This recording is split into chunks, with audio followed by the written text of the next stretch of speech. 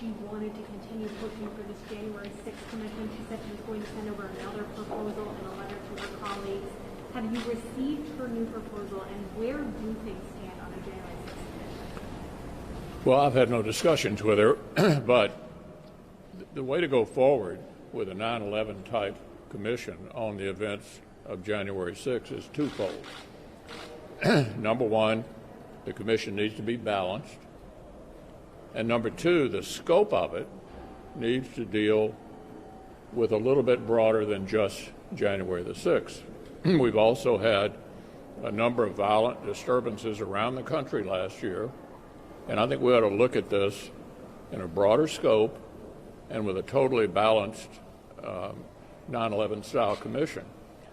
If she were willing to put that forward, I think it would enjoy broad bipartisan support. So you see no evidence that she has amended or changed? I can only tell you we've not talked about it. Leader McConnell, Yeah. I'm wondering if you could speak to the gravity of the moment we're in as the nation is on edge waiting for a verdict on the Derek Chauvin trial. An acquittal would assuredly exacerbate the anger so many Black Americans feel about what is often described as a dual system of justice in this country. Well, look, one of the hallmarks of our system is people are entitled to a fair trial. Sometimes a fair trial is difficult to conduct under these kinds of circumstances, but it is certainly not helpful for a member of Congress and even the President of the United States to appear to be weighing in public while the jury is trying to sort through this significant case. They're entitled to a fair trial, and hopefully that's what will happen in Minneapolis. Leader McConnell. Yeah. As we wait for the Chauvin verdict, some Democrats say the Justice and Policing Act should be passed through the Senate, and of course we know Senate Democrats have already rejected Senator Tim Scott's 2020 counterproposal. Do you think Congress and the Senate is doing enough for racial justice and police reform at this time? Well, on police reform, your question implies the answer. We were prepared last year when Republicans were in the majority in the Senate to take up and hopefully pass an important police reform bill. It had been crafted by Senator Tim Scott, who's experienced some of the issues that bring this to the fore.